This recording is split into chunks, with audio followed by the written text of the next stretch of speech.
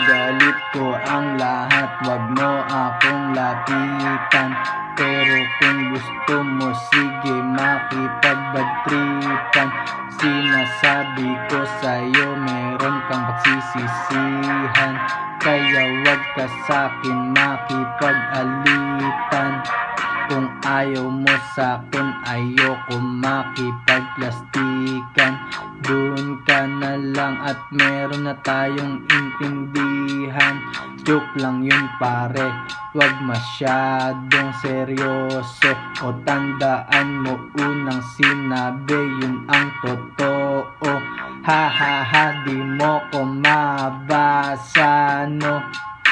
Kung aningan ay laging naka-oo.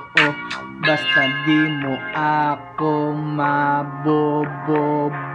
Makulit ako pero di sira ulo.